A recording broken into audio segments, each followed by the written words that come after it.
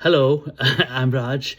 I was thinking what to say in this video because my reading habits and studying habits and maybe even writing habits, it's kind of hard to figure out what led to what. But one thing for sure, చిన్నగున్నప్పుడు I used to really read Telugu a lot. I did not really read English much. I think I said this to both Afsar and Kalpana quite a few times. Puttadi Bomma Purnamma was quite an emotional thing for me, even at that young age. Young age ante school age anamata, 7th or 8th class పుస్తకాల్లో చదివింది. But I think I want to do this video in this way. I don't quite believe that I was influenced by my reading as much as I was influenced by what I myself was going through in my life that led me to the books.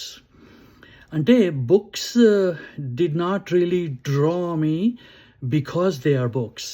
I didn't really have any favorite author or anything, but class law, the English non-detail, the Treasure Island, definitely as a young boy, definitely that had a very interesting and mathematics చదివేవాడిని అన్నమాట. But I don't think that has any serious emotional impact. I didn't want to be a pirate. Long John Silver obviously was a favorite character. And also the very first scene when the blind Pim, I forgot his name, blind Pim or whoever, he comes in with his 1 feet, one wooden stick, and that's terrifying for a young boy. But more important, I think I began reading books because only when I was a little bit more emotionally disturbed and kondi, లేకపోతే something that made me feel very restless.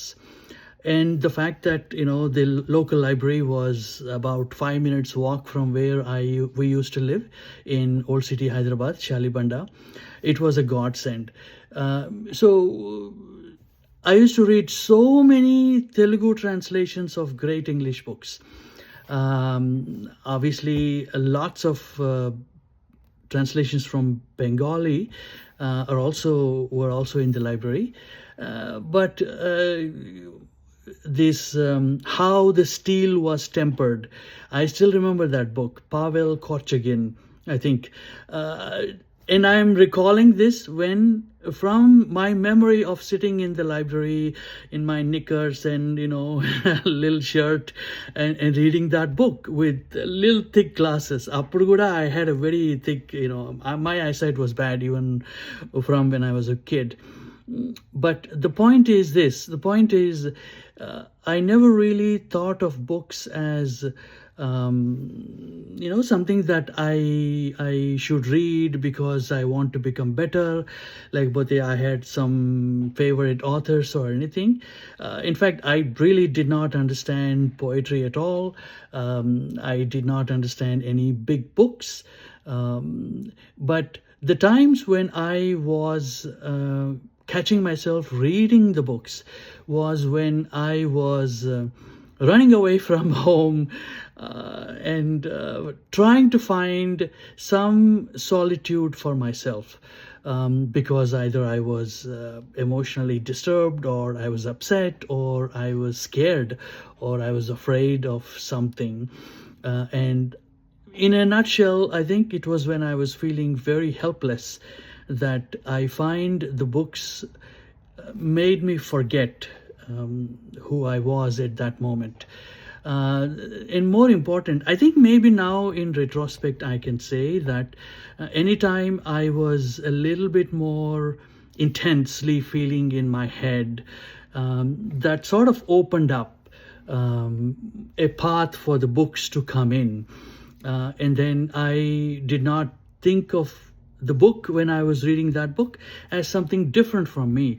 That book, that author is me, and then he's talking about me, or he's expressing me, or he's punching a hole in my head, and then he's pouring some cold water into it, because that was very relief, that brought me a lot of relief. So these were the emotions that drove me to read books.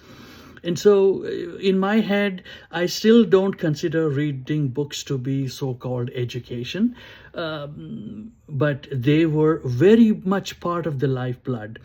Whether I drank water or milk or food, I may not remember much, but then I remember a whole lot about the moments when I used to go to that library and then read the books. And this is when I was in the intermediate 10th class, 11th, 12th, and the intermediate first year, second year. But in Kurnool, when I was doing engineering, I was very miserable.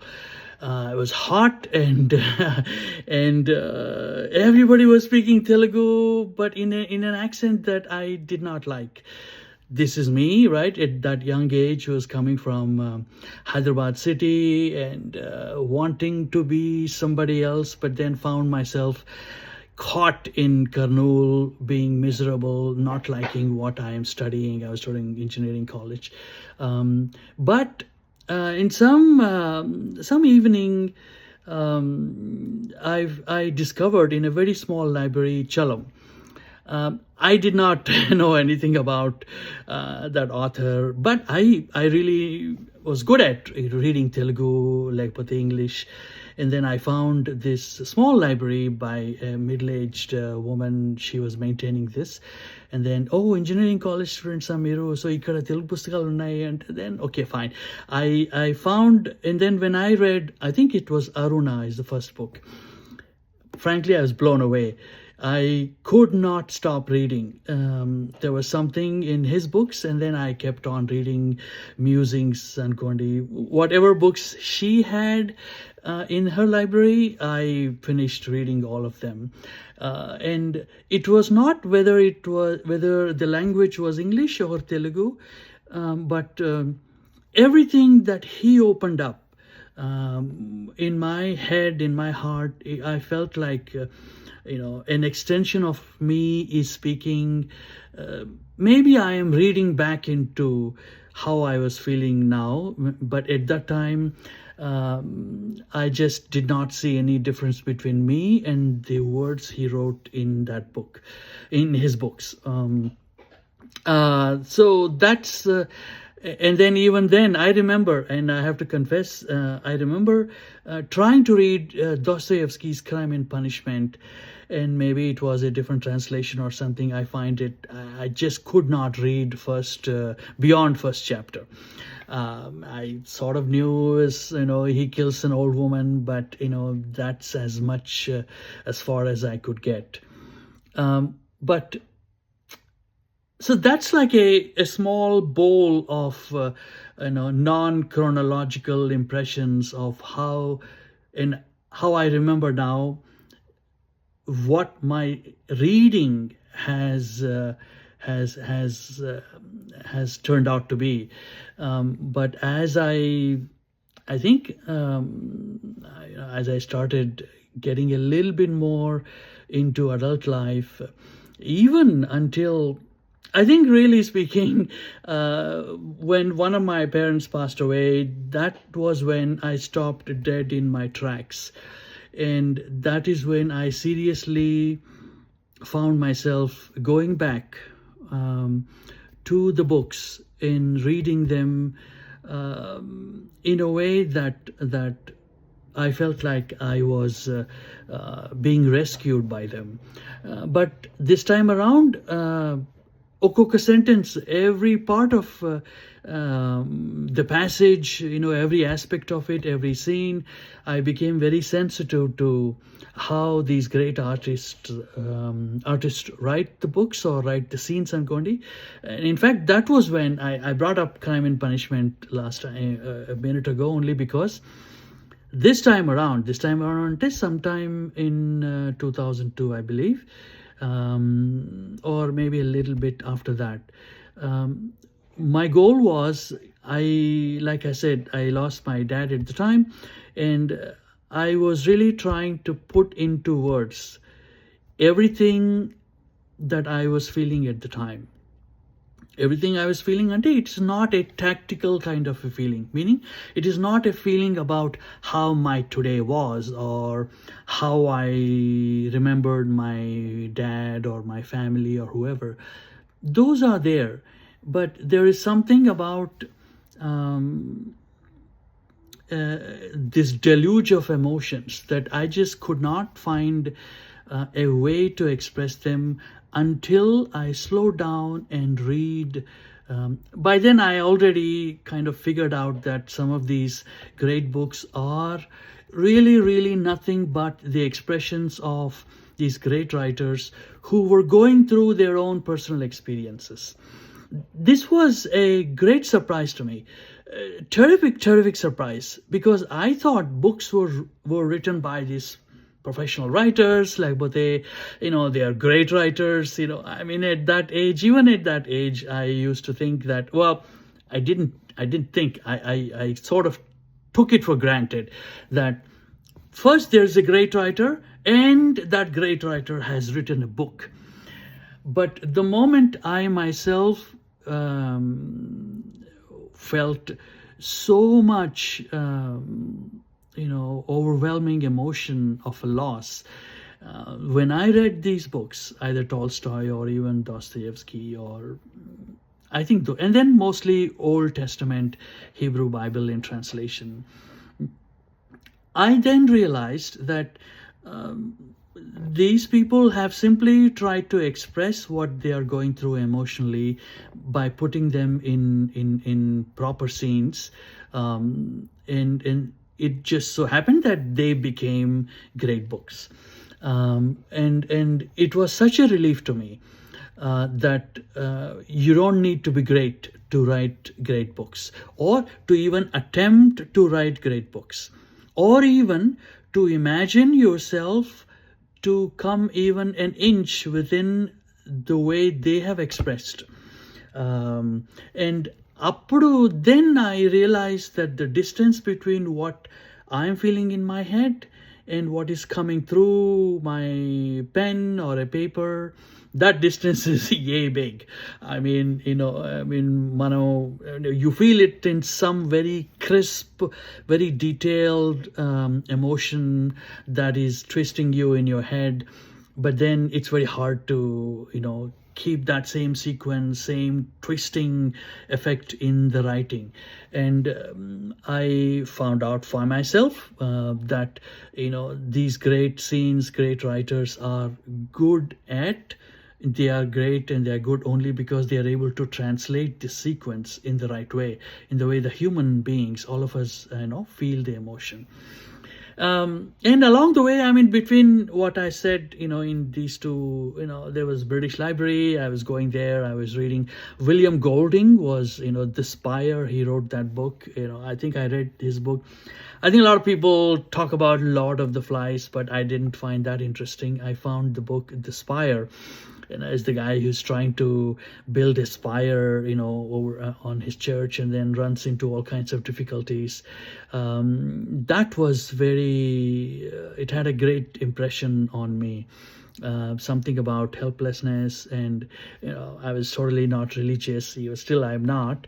But there is something about the aspect of forgiveness, something about all this religion or faith and kondi, but whatever the thoughts that come to us, not because of our personal experience, but they come to us nevertheless at the right moments. And I think these thoughts come to us because we open ourselves up and we give ourselves access to these. And then mana culture, it gives us a tremendously rich access to our own emotions. మన culture అంటే I mean Indian culture అనుకోండి, తెలుగు అనుకోండి, anything that is ours. This ours might be different, as we grow older. I've been living in States for almost 35 years. I still hesitate to say it is my culture. Probably not. But then there is tremendous sense of access, I feel, towards the Hebrew Bible stories, or even New Testament stories. I'm not religious. I just want to make sure, I'm not talking about going to church or anything. But then the stories, then I started to appreciate, and I started to read these stories more from the hunger to fulfill my own emotional need. And along the way, వాళ్ళు రాసినట్టు మనం రాయాలి, then you have that desire, isn't it? So you kind of want to develop that skill, and I remember hand copying and writing, lots of scenes from Dostoevsky or Tolstoy, on my notebook. I was thinking that, okay, maybe if I write that, I would get used to expressing those emotions. But then I also remembered they're all translations from their native language to English language. In fact, all great books, as far as I can recall, they're all translations from a native non-English language to English language. Then I really began to see the value of our home, our language, whatever that language will be, mana native tongue. It gives us such a tremendous access to our own people. Our own people ante not necessarily cultural habits or anything, but the emotions that are either rankle the people or make people happy, or they struggle. And that to me is something that I just remember that, and right now that is the feeling that holds me, as far as okay, what I read, what in what language I read more. I know this is not the topic of this conversation, but I find myself these days, reading in English language gives me access to more emotions. But I think as I grow older, I am realizing that there's a whole treasury of our Telugu literature, like even Hindi or any Indian language literature. I think that ocean is still there. I'm so happy, I'm so thankful that I can read, I can understand these languages. So for the rest of my life, I can access these oceans. And that makes me feel like, it's something positive in life. I will end this rant now. Thank you.